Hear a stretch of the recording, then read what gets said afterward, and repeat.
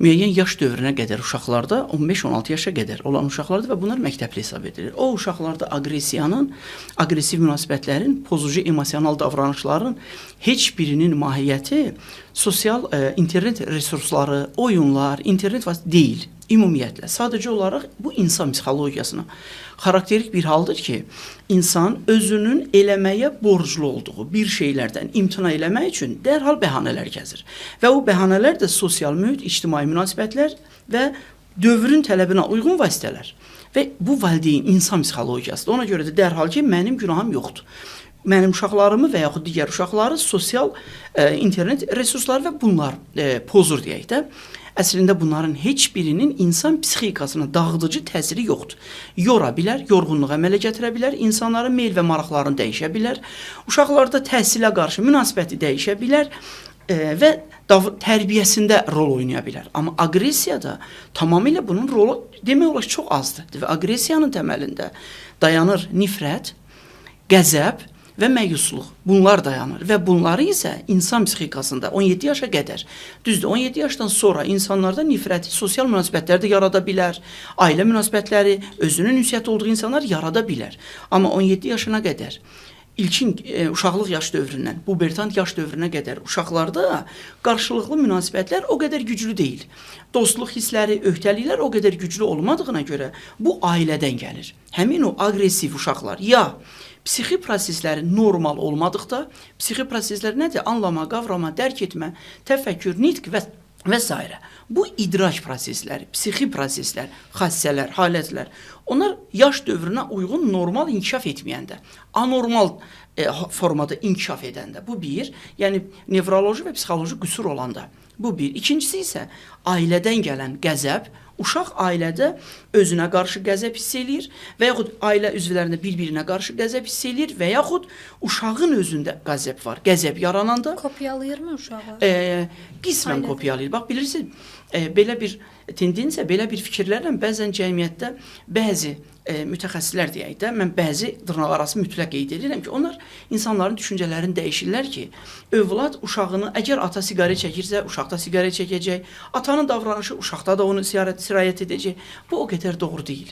Deyil. Çünki genetik faktorlar önəmlidir. Bir, fizioloji komponent var, psixoloji və nevroloji komponentlər var. Əgər uşaq valideynin davranışlarını kopyalayırsa, ailədə 4-5 uşaq olur.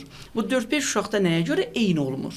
Biri, deyək ki, ədəbsiz olur, biri ədəbli olur. Bu kopyalama ehtimallardan biridir.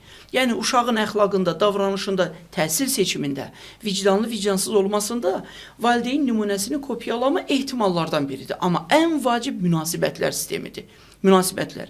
Əgər uşaq ailədə, bax, bayaq saydığımı bir təkrar eləmək istəyirəm, ailədə nifrət elementləri bir-birinə qarşı, uşağa qarşı və uşağın valideynə qarşı nifrət, qəzəb və məyusluq hissini yaşayarsa, bu tədricən uşaqda aqressiv davranış əmələ gətirir.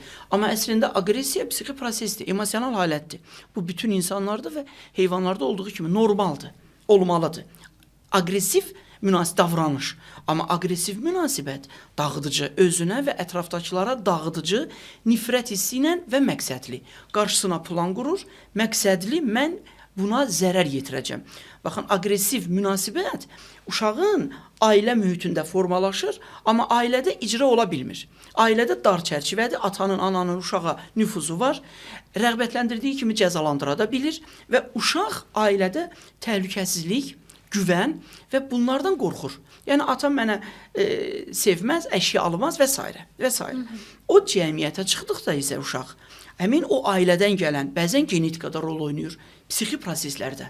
Əgər genetikada əsəb pozuntuları, psixoloji hallar, sosial kriminal davranışa meyillik üstünlük təşkil edirsə, həmin o uşaqlar cəmiyyətə, küçəyə və məktəbə, məktəb uşaq üçün ən real mikrocəmiyyətdir. Ora düşdükdə isə uşağın o nifrət hissi, aqressiya ilə mütəmadi və məqsədli icraya yönəlir.